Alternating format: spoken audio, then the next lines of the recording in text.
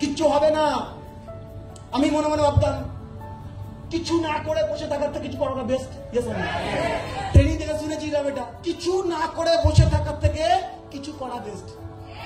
তো তুই তো কিছু করিস না, বসে আছিস, তোর পাশে আমি বসে নেই, আমি করছি। আরে কিছু না হলে ফিরে এসে তোর পাশে বসে যাবো। হ্যালো, ইয়েস বন্ধু।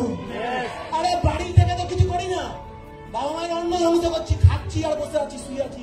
আর অলস মস্তিষ্ক, কুচিন্তার গ্রাস, হ্যাঁ কি না?